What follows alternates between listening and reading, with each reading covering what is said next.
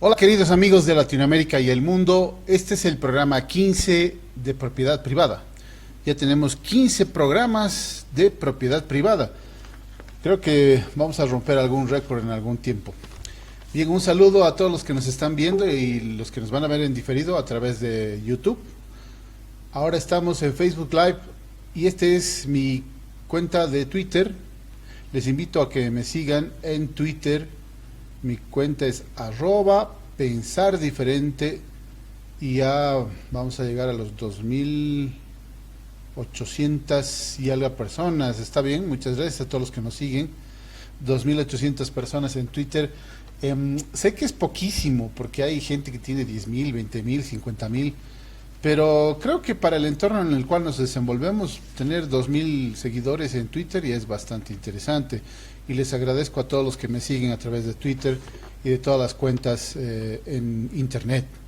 Bien, hoy día vamos a hablar de un tema muy ríspido y poco común, porque la gente piensa siempre que ya hay cosas que están dadas por hecho. Nos sigue más el tema de administrar la lógica o administrar las ideas de una manera intuitiva. Y hemos hablado varias veces de esto. La gente no calcula, no planifica, no ve las cosas en un escenario de lógica y razón, no lo ve así, lo ve siempre con el corazón.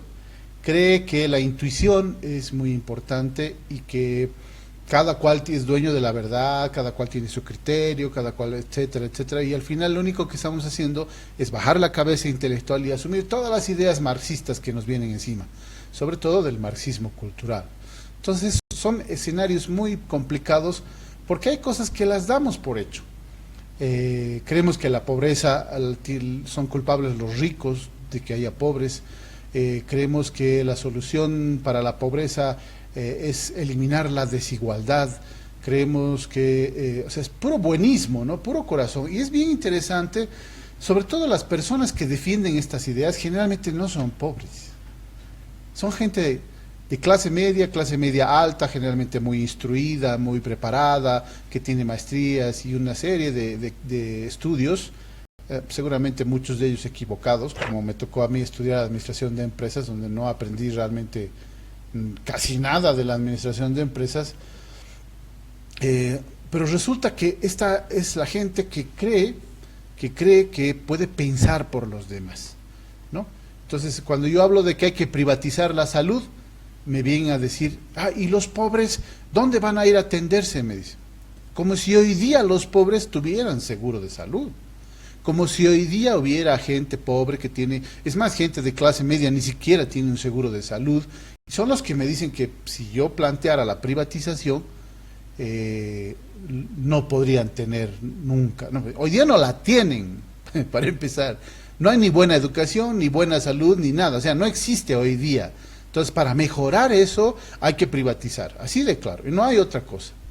Entonces, la gente buenista no piensa en él mismo, ¿no? O sea, no piensa en su situación, porque cree que su situación está por encima de los demás. Puede pontificar, puede decir, no, ratito, hay que pensar por los pobres. Hay que darles educación, salud, una serie de derechos y sus bonos y todo. ¿Y usted dónde tiene a sus hijos? Mis hijos están en el Calvert, ¿no?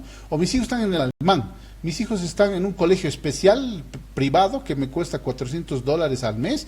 Ahí están mis hijos. Pero yo soy no sé, soy una persona muy desprendida. No pienso en mí, pienso en los demás. ¿Por qué no se van a la mierda? Es que ya realmente hay gente que no piensa, ¿no? O más bien piensa demasiado por los demás. La gente debería pensar por su propio pellejo, por su propia familia, por sus propios hijos, por su propia salud y por su propia educación, no por la educación de los demás. Además, en una posición muy paternal, ¿no? Hay que darles a los pobres, hay que darles a los necesitados. La pregunta es, ¿con tu dinero? ¿Con el dinero de quién? Entonces ahí tenemos muchos problemas con la gente, porque realmente la gente está desubicadísima, ¿no? Siempre piensa en los demás. O sea, que hay que pagar impuestos. O sea, ellos no piensan en que ellos están fregados porque tienen una pésima educación sus hijos, aunque la paguen muy caro. Ojo lo que estoy diciendo, porque si nos ponemos a ver la realidad de la gente y lo que están aprendiendo hoy nuestros hijos en los grandes colegios particulares, realmente deja mucho que desear, ¿no? Solamente les enseñan marxismo cultural. Y luego de estar 10, 12 años en la escuela, nos van a salir con tonterías como las que vamos a explicar hoy día, ¿no? Tonterías totalmente absurdas, totalmente socialistas, ¿no? A ver, empecemos ya el tema a debatir y espero que pongan también sus comentarios. Saludos a toda la gente que nos está viendo y espero sus comentarios también. Bien, hablemos de la igualdad. ¿Qué es la igualdad, no? La igualdad es un término matemático. La igualdad es matemática. La igualdad dice en matemáticas que es un enunciado en el que dos expresiones iguales o distintas denota el mismo objeto matemático que se llama igualdad matemática. Dos objetos matemáticos son considerados iguales si los objetos poseen el mismo valor. Por ejemplo, la frase, la suma de 2 más 2, ¿no? Y la expresión 4 se refieren al mismo objeto matemático, un cierto número natural. La expresión es igual a o es lo mismo que se suele representar en matemática con el signo igual, ¿lo ven? Bueno, así pues el ejemplo es fácil, 2 más 2 es igual a 4, esa es la igualdad. O sea, dos elementos que pueden ser diferentes, ¿no? Porque también puede ser 2 más, qué sé yo, una serie de fórmulas que también representen a un 2, que puede ser, digamos, 5 menos 3, ¿no? 2 es igual a 5 menos 3, por lo tanto 2 es igual a 2. O 2 más 2 es igual a 4. Entonces hay una serie de formas diferentes de ver la matemática, ¿no? La igualdad entre los elementos o una desigualdad que genera una igualdad en la sumatoria. Y por ahí va la cosa, es muy complicado el tema porque de ahí, ustedes recordarán, ya empieza a complicarse muchísimo hasta llegar a ecuaciones muy complicadas. Pero es matemática, eso no es ciencia social, no es una ciencia de los seres humanos, es una ciencia diferente, es otra ciencia. Entonces el pecado de la izquierda, el pecado del socialismo es llevar estos elementos de la matemática o de la física o de las ciencias exactas a la ciencia social de la economía. La economía no tiene nada que ver con la matemática, estimados amigos, realmente, y lo dice muy bien Jesús Huerta de Soto, uno de los más grandes economistas, y lo pueden ver en YouTube, tiene clases y todo ahí, que les voy a pasar el link también en algún momento, porque estos elementos, los científicos, los pensadores, los filósofos de la economía, tienen muchos de ellos la envidia de la matemática, ¿no? Porque la matemática es precisa, o sea, 2 más 2 es igual a 4 y punto final, ¿no? No hay otra forma. Y de ahí para adelante, o sea, no hay tutía, como dice. Y esa envidia de las ciencias sociales, de querer ser tan perfectos como la matemática, y además en un escenario totalmente diferente. La matemática es una abstracción total. Porque 2 más 2 es igual a 4, ¿de qué? De cualquier cosa. Uno puede interpretarlo como mejor le parezca, pero es exacto, 2 más 2 es igual a 4. 2 cabras, 2 no sé qué, ¿no? O sea, pueden ahí sumar cualquier cosa, o sea, le da lo mismo, siempre y cuando sean 2. Entonces, esa envidia de la gente de ciencias sociales que quiere importar los conceptos de la matemática, de la física, por ejemplo, el concepto de eficiencia. El concepto de eficiencia es otra importación de un concepto físico. Eficiente es un motor. Una sociedad no puede ser eficiente. Y voy a darles el ejemplo de Miguel Anso Bastos, que me parece un ejemplo que él mismo dice es un ejemplo radical, porque le gusta el dar ejemplos radicales, pero es práctico para entenderlo mejor. Para ser eficiente en términos de seguridad ciudadana, por ejemplo, deberíamos, él dice, matar a todos los jóvenes entre 12 y 25 años, o por lo menos meterlos presos a todos. Y todos, obviamente, porque la mayor parte de los delincuentes tienen esa edad. Así es. según datos estadísticos. Entonces él dice, o los matamos a todos o los metemos presos a todos y tenemos una total y absoluta eficiencia en el control de la seguridad ciudadana. Eso es matemática, eso es física. Pero es tremendamente injusto, ¿no es cierto? O sea, a nadie se le ocurriría en su sano juicio matar a todos los jóvenes o meterlos presos a todos, porque para erradicar la delincuencia es la única manera. Eso es ser eficiente, en términos físicos. Un motor puede ser eficiente. Un motor es claro. El motor dice, bueno, por tantos litros de gasolina o de diésel va a generar tantos litros o tantos kilómetros de recorrido, o tal fuerza en HPs o lo que fuera, ¿no? Entonces, no podemos, es un error fundamental, profundo, de tener los conceptos de la matemática y la física en términos de las ciencias sociales o en particular de la economía. Y he ahí la diferencia entre los economistas de la escuela austriaca, los que defendemos que la acción humana es la economía, y los economistas de izquierda, los socialistas, los keynesianos, que pretenden que la matemática es la única forma de resolver los problemas. Y de ahí viene el tema de la igualdad. Entonces, la igualdad es una mala importación de un concepto matemático a un concepto social de lo más jalado de los pelos. ¿Por qué dice igualdad? Dice, condición o circunstancias de tener una misma naturaleza, cantidad, calidad, valor o forma. Hasta ahí, matemática pura. O de compartir alguna cualidad o característica. Dice, ya, ese es un sesgo que destruye el concepto real de igualdad y lo vuelve una igualdad social, ¿no? Entonces ahí cabemos todos, pues. O sea, todos los seres humanos, porque tenemos alguna cualidad o característica compartida, tendríamos que ser iguales. O sea, el concepto de entrada es equivocado, ¿no? No se puede, no se debe, es inmoral utilizar un concepto matemático o físico en la economía, en la acción humana. Pero como lo usan, entonces se desprende una serie de errores. Hay una forma muy interesante de describir los errores, y pasa en ingeniería o pasa incluso en un trabajo de imprenta o en algún tema. A ver, pónganse más a ver si alguna vez han cortado algún material. Un material, una tira de papel, una cinta, y se han equivocado un poquito en la distancia, un pelito. Y en el siguiente corte, otro pelito. Y en el siguiente se hace 2 pelitos, y al cabo de 100 cortes ya tienes una distancia de 1 centímetro, o 2 centímetros, o 10 centímetros de error.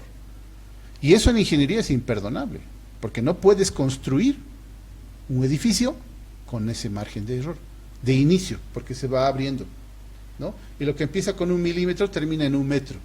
Y ahí tienes graves errores, y costosísimos, que pueden costar no solo dinero, sino vidas. Entonces, si partimos con el mismo ejemplo, ¿no? Si partimos de que un pequeño error de fondo nos va a degenerar en un error muy grande ante la realidad de la vida. Y eso es lo que ha pasado siempre con los resultados de pretendernos ser iguales. Entonces, ¿qué es ser igual? ¿No?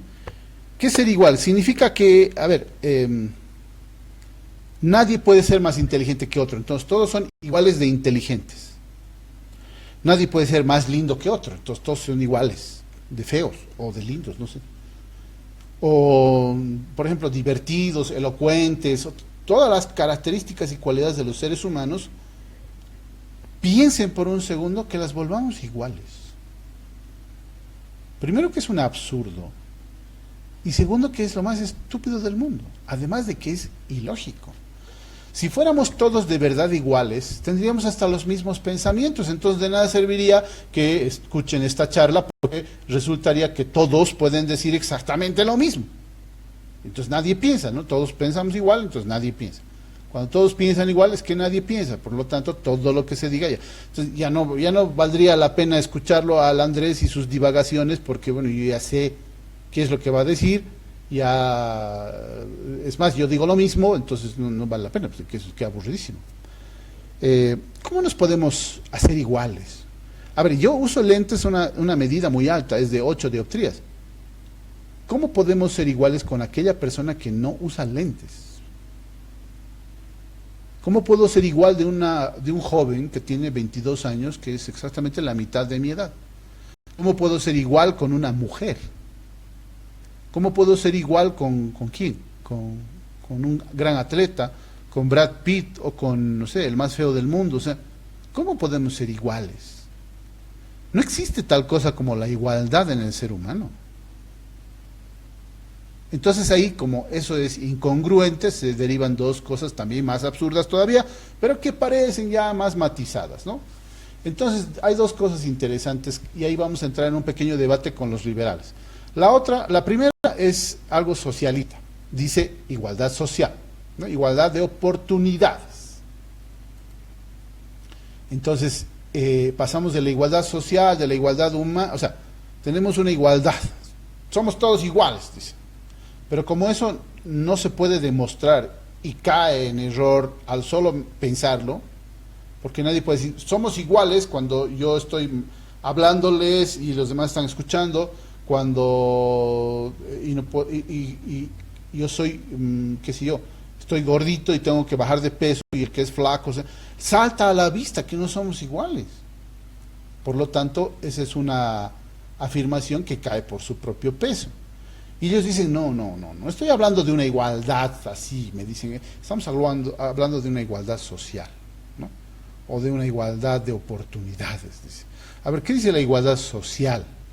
Es la característica de aquellos estados en los que todos sus ciudadanos sin exclusión alcanzan en la práctica la realización de todos los derechos humanos, fundamentalmente los derechos civiles y políticos y los derechos económicos, sociales y culturales, necesarios para alcanzar una verdadera justicia social. ¿Ya? Entonces ya otro error de concepto.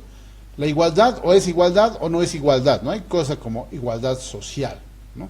O sea, 2 más 2 es 4, ¿no? 2 más 2 es 5, porque el 5 se va a enojar si no le damos importancia, ¿no? Y el 6, como está resentido, entonces mejor haremos el 6, el 5.6 para que los dos estén bien. Entonces 2 más 2 es igual a 5.6. O sea, el primer elemento, el primer resultado de la igualdad es la destrucción de la lógica. Y darle un adjetivo a un concepto es prostituir el concepto. Si hablamos de igualdad social, estamos destruyendo y prostituyendo el concepto de igualdad. Si hablamos de justicia social, estamos prostituyendo el concepto de justicia. O hay justicia o no hay justicia. La justicia social es un absurdo. Entonces ahí tenemos un problema. Luego dicen, no, estamos hablando de la igualdad de oportunidades. Ah, caramba. Yo les voy a mostrar una foto de unos seres que sí tienen igualdad de oportunidades. Todos ellos, ¿no? Aquí está la foto, les voy a mostrar. No sé si se ve bien. A ver, pondremos un poquito más cerca. ¿Saben qué son esos? Bueno, parecen hormigas, pero en realidad son termitas, pero da lo mismo. Hormigas, termitas, esos son iguales. Exactamente iguales. Y hacen lo mismo desde hace miles de años, exactamente lo mismo, ¿no? No han evolucionado nada. Y además tienen igualdad de oportunidades porque la mayor parte de ellos han nacido al mismo tiempo y además de la misma madre. Y en el mismo lugar. Solamente así se puede tener igualdad de oportunidades.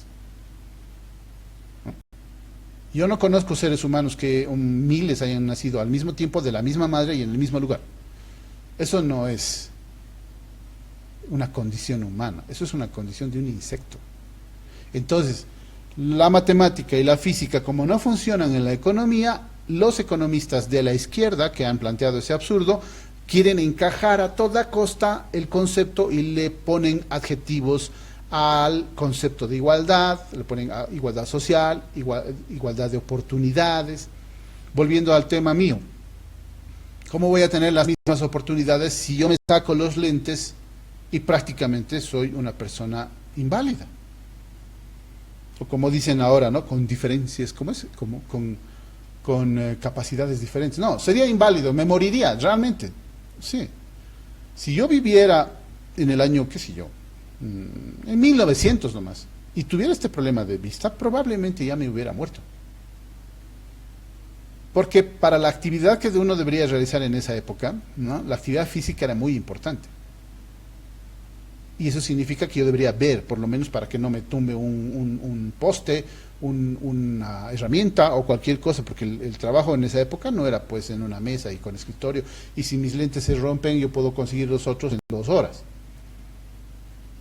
Es más, cuando yo empezaba a usar lentes, cuando tenía 8 años, hace casi 30 y tantos años, tardaba una semana en obtener una nueva copia de mis lentes, si es que los hubiera roto o perdido. Una semana. Hoy día tardo 2 horas, ¿no? Exactamente tardo 2 horas. O sea, cómo ha avanzado la cosa, además, gran ventaja. Pero, ¿cómo puedo yo tener la igualdad de oportunidades con una persona que ve perfectamente bien? No puedo, es imposible. ¿Cómo puede tener una persona igualdad de oportunidades si no puede hablar en público y se orina en sus pantalones o te empieza a tartamudear frente a mí, que yo me animo a hablar donde sea y de cualquier cosa, a veces con miedo, por supuesto, pero le meto nomás, ¿no? Es más, yo era siempre muy tímido con las chicas, entonces, ¿cómo iba a tener la misma igualdad de oportunidades con las chicas cuando estaba muy más joven? Con otra persona que tenía una forma diferente de presentarse, de hablar, de convencer a las chicas, de bailar en las fiestas. ¿Cómo podría? ¿Qué tengo que hacer para que pase eso, ¿no? Al que es más capo que yo le tengo que tapar la boca, al que corre más rápido que yo le tengo que fracturar la pierna, al que piensa mejor que yo le tengo que poner audífonos para que no escuche bien. ¿Qué tengo que hacer? ¿Qué tengo que hacer para tener igualdad de oportunidades frente a otras personas que, por ejemplo, han nacido más en otra época que yo, tienen más conocimiento de inglés o de música o de cualquier actividad en la cual yo soy absoluta y perfectamente inútil? ¿Cómo voy a tener igualdad de oportunidades frente a ellos? A ver, que alguien me explique. La única forma es meterles un palazo, pues. No hay otra forma. La única forma de que en carreras tengamos las mismas oportunidades sea que al otro lo pongamos cojo, que al que sea más fuerte le pongamos más peso encima para que pueda sobrevivir. Es terrible el tema este de la desigualdad, y la igualdad es un absurdo total. Ni siquiera igualdad de oportunidades. Les voy a pasar el link en este momento de una película, de un corto que se trata de esto, justamente. El corto se llama 2081 y habla que estamos en el año 2081 y ahí todos son iguales, ¿no? Todos son iguales. Y y los que son más ágiles tienen pesos en su cuerpo para no moverse, ¿no? Los que son más inteligentes les ponen algo en la cabeza para que no piensen, los distraen, y les invito a ver esa película que es bastante interesante. Ahí les va el link.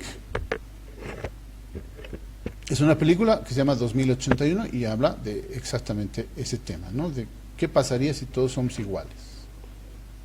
Cosa que en términos reales es imposible, no somos iguales. Lo que planteamos los de la derecha liberal es que somos todos maravillosamente diferentes. Somos maravillosamente diferentes. Somos hermosamente diferentes. Y un problema, por ejemplo, en la educación que hoy está de moda por la estupidez de la degeneración marxista cultural en nuestras escuelas, es el bullying. El bullying yo lo he estudiado gracias a una psicóloga y ella daba algunas charlas, preparábamos materiales y ella le ayudaba en algunas cosas. Y ahí me he enterado realmente cuál es el espíritu, la forma del tema del bullying, ¿no? En términos de la psicología. Pero en esa época yo todavía no sabía mucho del liberalismo. Ahora yo encuentro la respuesta en base a esos conocimientos, en base a lo que hemos estudiado y la experiencia de las charlas y todo aquello, y la experiencia de haber estudiado en campo los problemas de bullying, más mi conocimiento en liberalismo, he encontrado la causa del bullying en cualquier parte del mundo, no solo en Bolivia. Es la siguiente: el Estado se ha hecho cargo de la educación privada y pública, ¿no?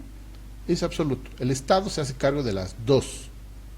Es más eficiente el Estado en la educación privada, por cierto. Entonces, donde hay más casos de bullying es en el colegio privado.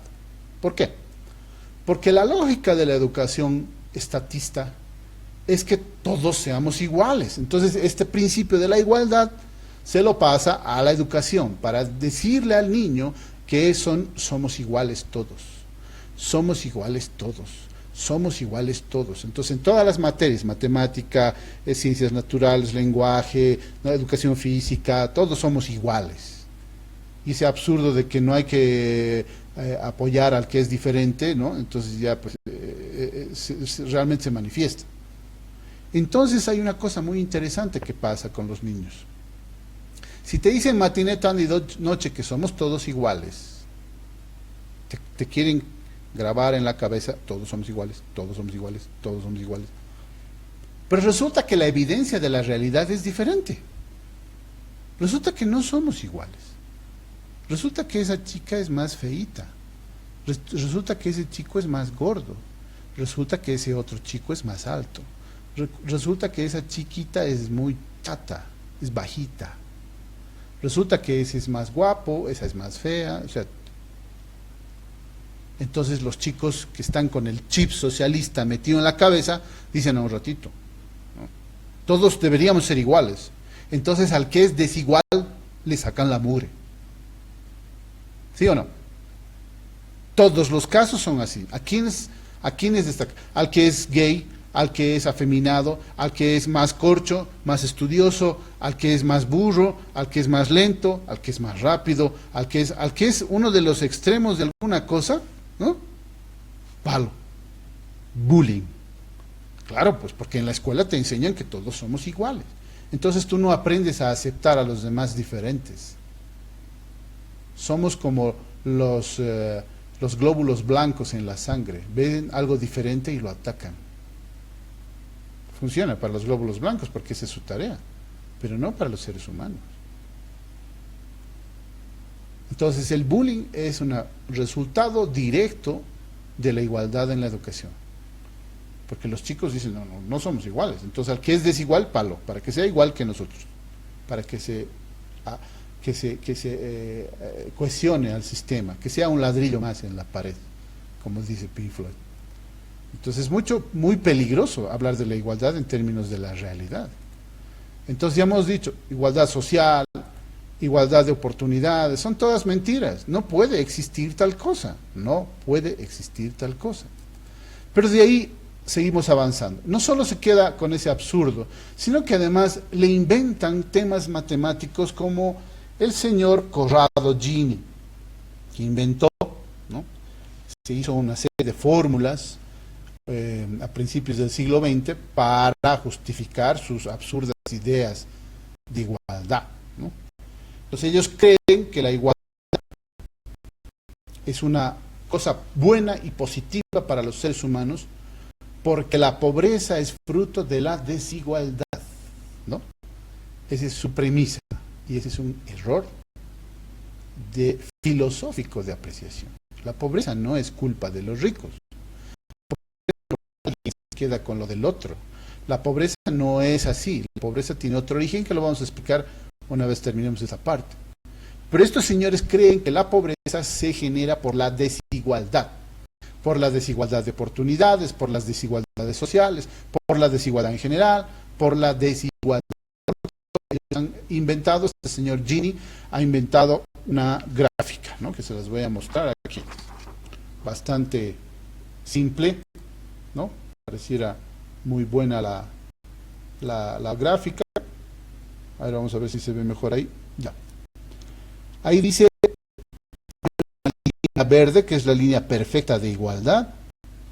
La curva de Lorenz, que es la realidad, según ellos, ¿no? Hacen un índice de desigualdad. Y el espacio azul es la línea total de desigualdad, ¿no?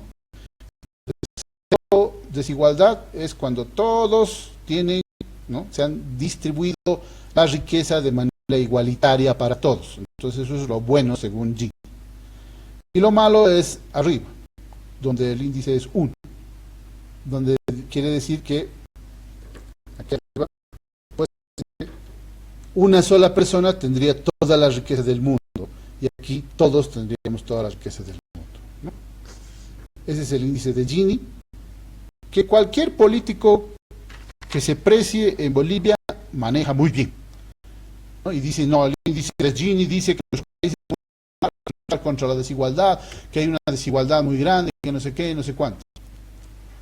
Si partimos de que el error de 1 centímetro o de 1 milímetro que hemos encontrado en el concepto mismo de igualdad aplicado en los seres humanos, que es un error, o sea, se ha multiplicado por 1000 hasta llegar a la que te calcula las distancias de desigualdad entre los que más tienen con los que menos tienen. Entonces resulta que es un país muy desigual, porque hay gente que tiene mucho y hay gente que no tiene nada. Porque asume que la riqueza está dada, ¿no? Entonces la riqueza si existe ya, no necesita hacer absolutamente nada para obtener riqueza. Entonces hay alguien que tiene un depósito donde está toda la riqueza y la va distribuyendo, y como la distribuye mal, entonces le da a sus amigos, a sus compadres, entonces no le da a todos la riqueza, como si la cosa fuera así. La riqueza no está dada. La riqueza es un tema de transformación individual del ser humano, de algo que la gente no le da mucho valor, en algo que tenga mucho más valor para la gente. Ese es el tema de la riqueza.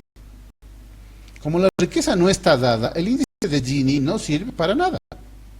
Es un absurdo total. No tiene coherencia lógica. O sea, ¿dónde está la riqueza que se distribuye? A ver, explíqueme, señor Gini, ¿de dónde viene esa riqueza? ¿No? O sea, la riqueza está dada. Entonces, hoy día a mí se me ocurre, qué sé yo, utilizar este instrumento que es un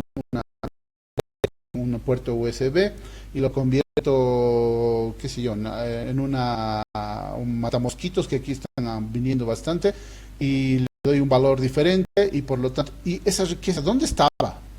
Yo acabo de inventarla y poniéndole, qué sé yo, un papel verde y un poco de, no sé, sal iodada, qué sé yo, creo un instrumento que me permite deshacerme de los mosquitos que ya están inundándome en esta noche, ¿no? Así de casualidad, porque así son los inventos, uno se inventa cosas de la casualidad, muchas veces.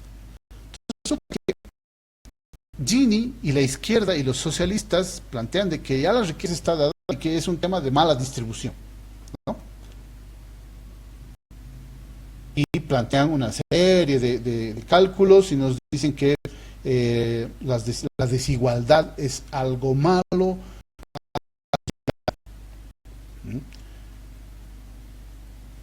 El Narra dice, claro, igualdad, todos igual de pobres, eso es lo que hace el comunismo, claro, nos quiere iguales, la igualdad es pobreza, pues.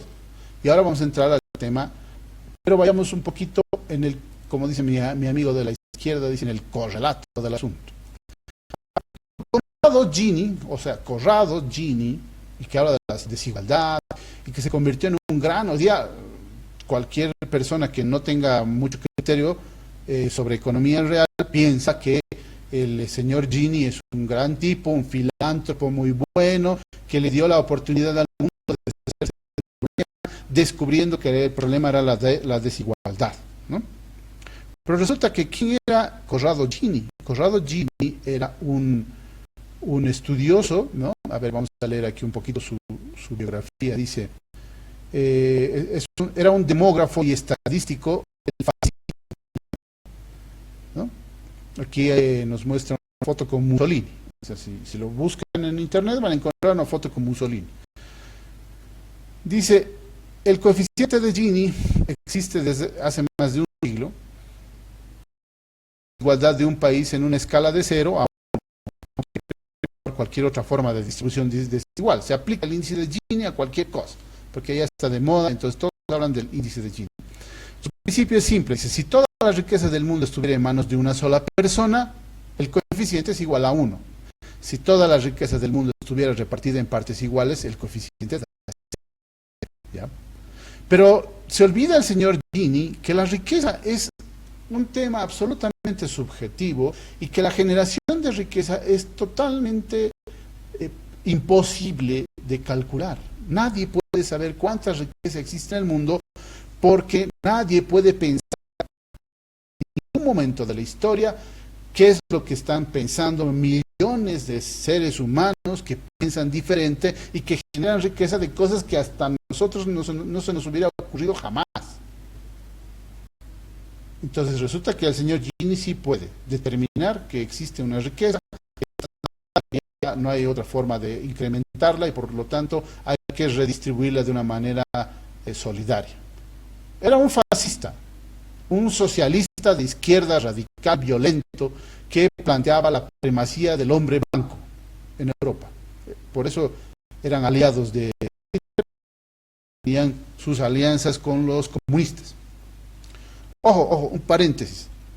El fascismo, el nazismo y el comunismo son tres primos hermanos.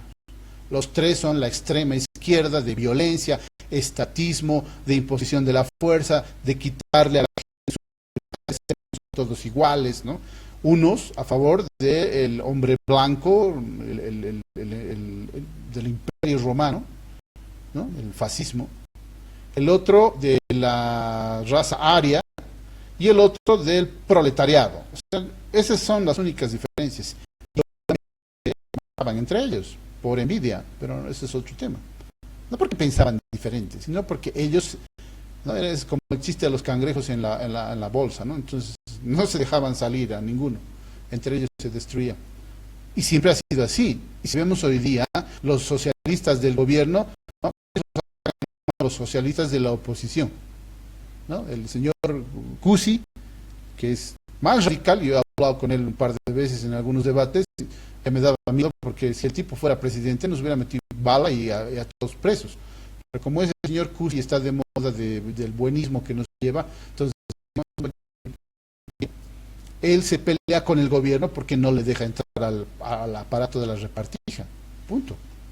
Y así es con todos, ¿no? Amalia Pando le saca la mugre al gobierno porque no le gusta la forma de que lleva el socialismo allá, y Amalia les dice, no, estos se han vuelto de derecha. ¿Por qué? Porque no le gusta lo que hace. Cuando en realidad son de izquierda, pues. He dicho varias veces, lo peor que les puede pasar es que sus amigos en el gobierno, o perdón, los socialistas que estén en el gobierno no sean sus amigos. Pero es otro tema. Es la pelea de siempre. No se pelean contra el comunismo, se pelean contra los comunistas. Es una diferencia bastante semántica, ¿no? Este nació en 1884, hijos de campesinos ricos, pequeño genio que entró muy joven a la Universidad de Bolonia, estudió Derecho y Matemáticas y se licenció a sus 20 años, con una tesis sobre el sexo desde un punto de vista estadístico. Después enseñó Derecho Constitucional, Política, Sociología y Estadística. Gini era un hombre bajito e irritable, o sea, típico de un socialista con problemas de personalidad muy grandes, como Gramsci, como Goebbels o cualquier otro tipo de raritos medios locos, ¿no? Que tienen problemas de identidad sexual o problemas de apariencia física. Ellos dicen, no, ratito, todos tenemos que ser iguales, ¿no? Para que a mí me valoren aunque sea un feo desgraciado. Esa es su lógica. En todo caso, apoyó a Benito Mussolini y fue su primer director de estadística, ¿no? El Instituto Nacional de Estadística, una institución que debería ser abolida. En 1926 el Duce lo nombró a él primer director. Y así, entonces estamos viendo de un tipo que tiene sus ideas locas fascistas, que ha destruido la realidad y ahora lo ven como un gran filántropo, un gran tipo. O sea, no se asocia al índice de un fascista radical que creía en la superioridad de la raza blanca y que quería destruir al mundo porque estaba loco. No, se lo ve como un gran filántropo, como si fuera una persona buena y positiva para la sociedad, que nos ha hecho descubrir que hay una relación directa entre la desigualdad. Un absurdo. Entonces ya hemos hablado también de las termitas y ahora vamos a hablar de la pobreza. ¿Qué es la pobreza? ¿No? La pobreza en términos semánticos, en términos de descripción del concepto, dice que es la escasez o carencia de lo necesario para vivir, ¿no? Escasez de una cosa determinada, es una pobreza. Mucha gente cuando empezamos a hablar de estos temas me dice, primero definamos la pobreza, ¿no? Un tipo rico en su yate, ¿es rico realmente? Porque no es feliz. Estamos asumiendo que conocemos la personalidad del rico y decimos, no, no es feliz, porque es rico.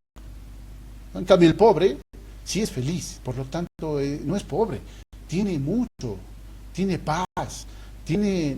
A ver, un ratito, o sea, seamos realistas, ¿no? La es la falta de recursos, es la imposibilidad material de tener derecho a la propiedad privada, es la pobreza. La pobreza es la falta de los tres derechos fundamentales que los liberales defendemos como únicos: derecho a la vida, derecho a la libertad y derecho a la propiedad privada. Los pobres, porque su vida está atentada permanentemente por la inseguridad y por la falta de acceso a la medicina y a la salud. No tienen derecho a la libertad porque están, en general, ¿no?, supeditados a su propia pobreza, a su propio mal, y siguen siendo pobres, o sea, siguen siendo esclavos. Y no tienen derecho a la propiedad privada porque no se les permite, gracias a las regulaciones y todas las leyes para ayudar a los más pobres, no se les permite progresar. Todo lo demás es cháchara, ¿no? Que los derechos humanos, nada que ver. Eso no le ayuda a la gente. Entonces, entendamos la pobreza de la siguiente forma. La pobreza, estimados amigos, es la condición natural del ser humano. La pobreza es la condición natural del ser humano. Como cualquier animal de este planeta, no teníamos nada, ni la salud completa, ¿no? El promedio de vida de los seres humanos era de 25 años hasta el descubrimiento de la agricultura, que por cierto la agricultura es destrozar la naturaleza y modificarla y conducirla para que nos dé beneficios personales a los seres humanos. Eso es la agricultura. Entonces es otro debate, ¿no?, con los ecologistas que dicen, no, primero, si queremos ser verdaderamente ecologistas, como ellos plantean desde el marxismo cultural, dejemos de sembrar pues papas y hortalizas, ¿no?, a ver cómo nos toca, porque hablemos de coherencia. El ser humano tiene la condición natural de la pobreza. Desde que existió el primer ser humano hasta que se descubrió la agricultura, el promedio de vida era de 25 a 30 años. Desde que se descubrió la agricultura hasta el inicio del capitalismo, el promedio de vida era de 35 años. Durante miles de años, el promedio de vida era de 35 años. Hasta el siglo XIX. ¿Se entiende? ¿Por qué? Porque era la condición natural del ser humano. Los reyes, los condes, los duques, todos eran pobres porque realmente no tenían las mismas o las condiciones que hoy día tenemos gracias al desarrollo. Un rey se podía morir tranquilamente de una pequeña herida o de un resfrío mal curado. No había medicinas, no había energía eléctrica. El rey, con todo lo pomposo que pueda hacer, tenía que ir de un lugar a otro en varios días a caballo, como cualquier otro, ¿no? Hoy día hasta el más pobre puede comprar un boleto de avión en algún momento y puede ir a una ciudad en horas.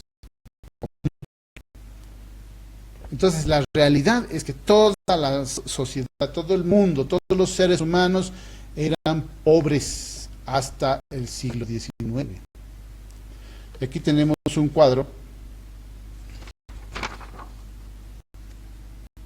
Creo que no se ve muy bien. Nos vamos a acercar un poco.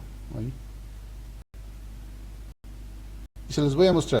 El cuadro empieza en el año 1820, donde se ve la extrema pobreza que llegaba al 85% de la población. Que tenía un 10% más. O sea, todos los pobres llegaban al 95% de la población. Todos los pobres llegaban al 95% de la población. Hasta 1820. A principios del siglo XIX empieza el boom del capitalismo. se ven ya los resultados de la revolución industrial.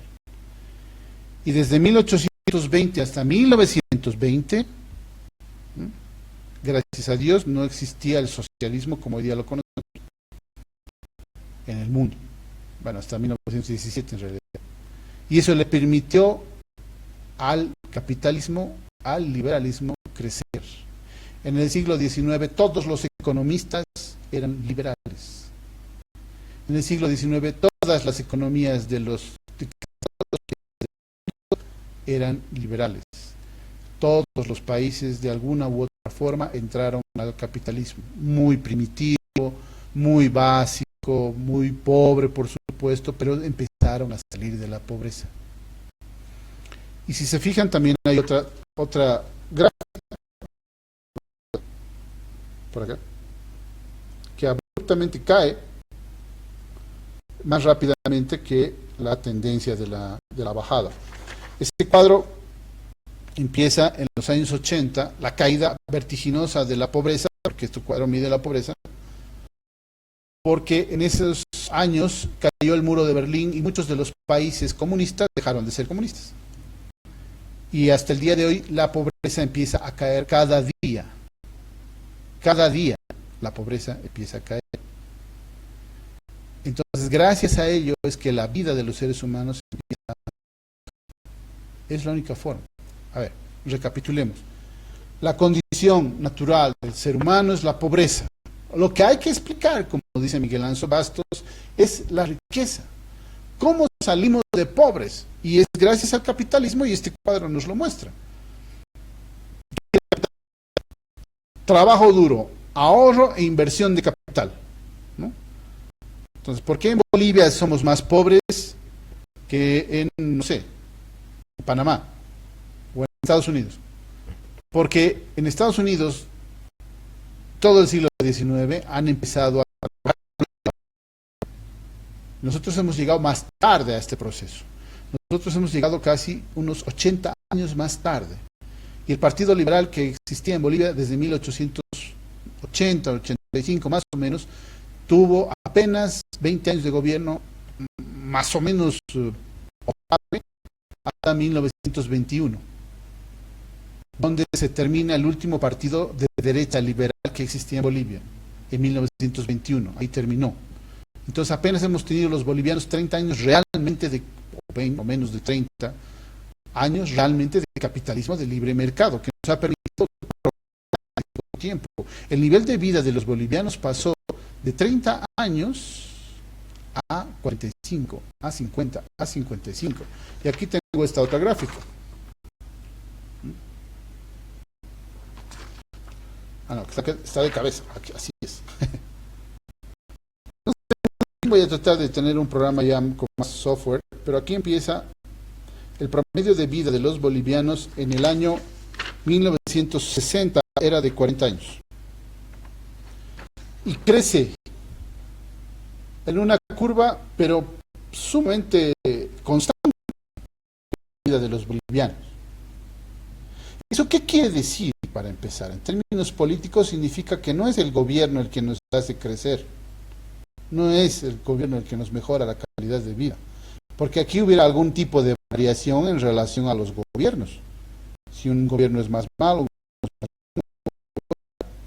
habría un cambio.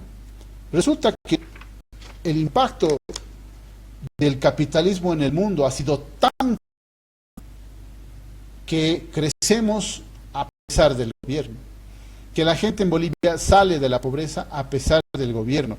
Y no importa que hagan los gobiernos, el promedio de vida crece.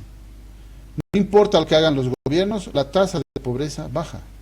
Entonces, que un gobierno diga que en su gobierno va, como dijo Evo, ¿no? En mi gobierno hemos reducido la pobreza, o dijeron tal vez al principio, vamos a... Después dicen y nos muestran la misma gráfica seguramente que yo tengo y nos dicen, ven, hemos reducido la pobreza. Claro, por supuesto que se ha reducido, pero eso es demagogia. Me dijo el profesor Alberto Mansueti que la demagogia, y tiene toda la razón del mundo, la demagogia no es ofrecer o mentirle a la gente, no. La demagogia es ofrecerle a la gente cosas que ya están hechas. Entonces yo le ofrezco a todos los bolivianos que mañana va a salir el sol. Es más, si busco una carta astral, como se llame, yo puedo decir a qué hora va a salir, ¿no? Astronómica. Usando la astronomía, puedo decirles a qué hora va a amanecer exactamente en Bolivia. Y a esa hora va a amanecer. Y no por ello he hecho bien las cosas, sino porque yo sabía que iba a amanecer. Esa es la diferencia. La pobreza, reducir la pobreza, es decirle a la gente una demagogia, o sea, una cosa que ya está hecha. Independientemente de lo que haga este gobierno, la pobreza va a bajar. Obviamente, mientras más gaste el gobierno en reducir la pobreza, más tarda en reducirse la pobreza, ¿no? La curva más hacia abajo rápidamente se hace más horizontal. Entonces, lo que nos iba a demorar 10 años con un gobierno malo, nos va a demorar 30 o 40 años. Ese es el logro del socialismo. Porque toda ayuda a la pobreza, eso es indefectible. Y lo dijo hasta Bono, que ayudó mucho a la gente, este cantante, y un buen día dijo: no, señores, el capitalismo hace más por los pobres que cualquier otra ayuda que se pueda hacer. Dejémosle a la gente salir de la educación. Es la condición natural del ser humano. Así somos. Todos los seres humanos éramos pobres. Éramos pobres los ingleses, los franceses, los bolivianos, los africanos, los quechuas, los aymaras, todos. Lo que hay que explicar es la riqueza. ¿Cómo se termina la pobreza? Creando riqueza siempre y cuando el gobierno te deje hacerlo. ¿Eso qué significa? Trabajo duro, durísimo, ahorro e inversión de capital. Trabajo duro, ahorro e inversión de capital. Trabajo duro, ahorro e inversión de capital. Pero ¿cómo voy a trabajar duro si el gobierno no me deja? ¿Cómo voy a poder ahorrar si el gobierno no me deja impuestos, aranceles, genera inflación, genera deuda? ¿Cómo voy a poder invertir si los precios han subido, si tengo restricciones aduaneras, si tengo impuestos, si tengo multas, si tengo restricciones de orden de calidad, de proteger al consumidor? ¿Cómo voy a hacer eso si el gobierno hace todo lo posible por evitarlo? A ver, ¿qué dice el Narra? El Narra dice: los 300 millones de dólares que costó el satélite fueron a las cuentas de Evo. Dice: el internet está pésimo. Es que, ¿saben qué? No importa, es otro tema. Entendamos bien. No, me da lo mismo, es malo. Y debato con mucha gente sobre: no, es que si pudiéramos tener un presidente que haga bien las cosas, que invierta bien. No, no, señores. El presidente que sea no va a resolver los problemas, porque los problemas no se resuelven del Estado. El Estado los genera. El gobierno los genera. El gobierno genera los problemas. Dígame un problema que no se genere con el gobierno. Dígame uno solo. El problema de los médicos que estamos viviendo todos lo genera el gobierno. El problema del transporte, el problema del contrabando lo genera el gobierno. El problema de la falta de empleo lo genera el gobierno. El problema de inseguridad ciudadana lo genera el gobierno. Dígame un problema que no lo genere el gobierno. Tal vez un tema de infidelidad no lo genere el gobierno. Pero otros problemas, que suban los precios, que no haya agua, que no haya luz, que se corte la luz 3 días en un barrio de la capital del país. A ver, ¿dónde estamos? Que no haya agua en la sede de gobierno durante meses. ¿Qué es esto? ¿Por qué?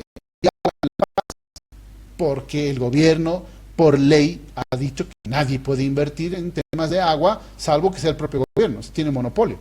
Entonces no puede haber empresas que puedan generar otras inversiones.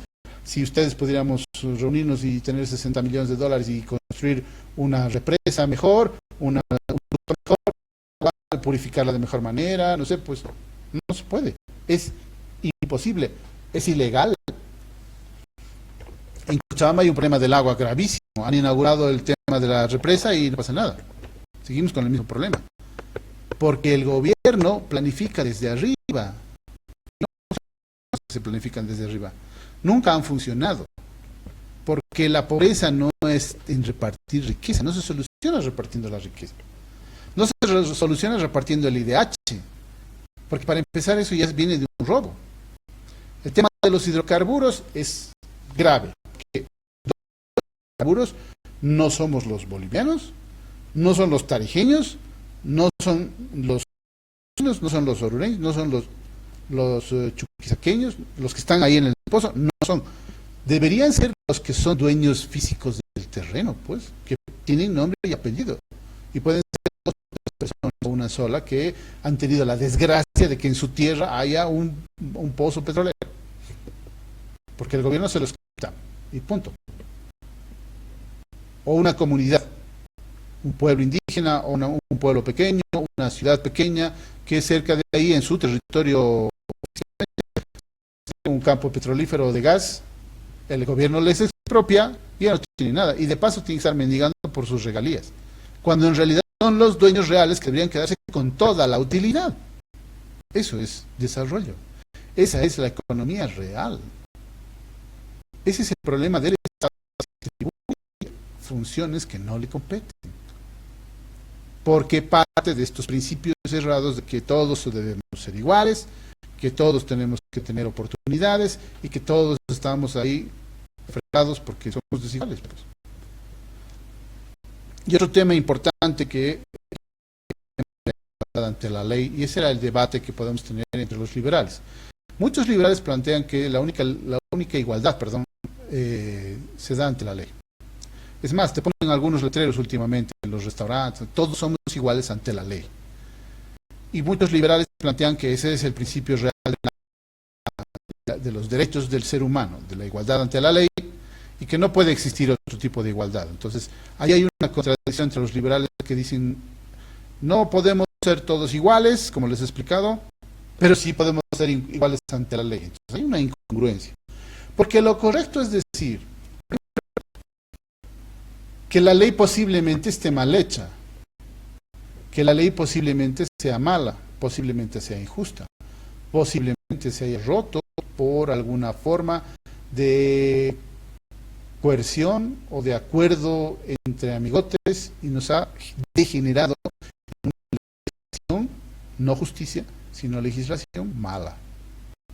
Como, por ejemplo, el tema del salario mínimo, los impuestos, el tema de la propiedad de las casas que está destruyendo el alcalde Revilla en La Paz y que los otros alcaldes seguramente no tardarán en copiar, como muchas otras normas, no significa que son buenas.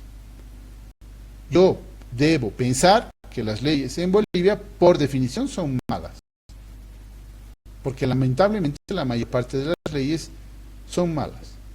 Y por lo tanto no puedo aceptar desde un punto de vista filosófico y de principios que la ley nos hace iguales a todos, ¿no?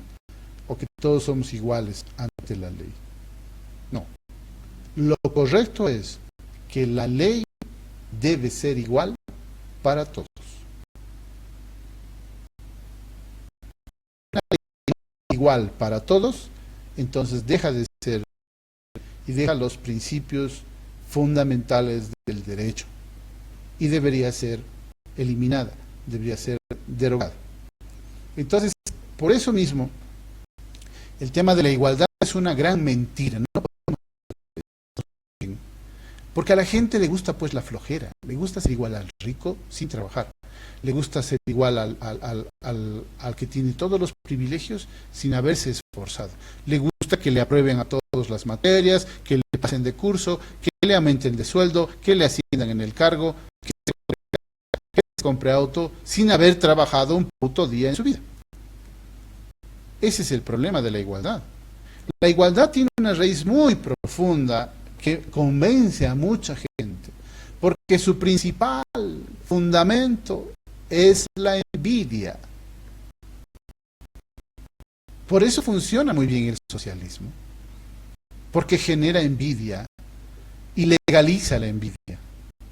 Puedes denunciar al que tiene más dinero, puedes denunciar al exitoso, puedes denunciar por discriminación a alguno que te eche, puedes denunciar al otro porque está ocultando, está especulando, está haciendo algo en contra de la ley. Por lo tanto, la igualdad es envidia. Entonces, estimados amigos, una vez más por su atención. Este ha sido el programa número 15 de Propiedad Privada y les invito a seguir mi cuenta de Twitter, por favor, @pensar diferente. Y ahí podamos seguir compartiendo estas ideas y la gente que desee sobre este tema me puede escribir para que yo le mande alguna bibliografía y algunos videos y algunos links para poder tener más datos sobre lo que acabamos de decir esta noche. Y muchas gracias por todo y les reitero a todos los que nos están escuchando que los seres humanos somos maravillosamente diferentes. Gracias.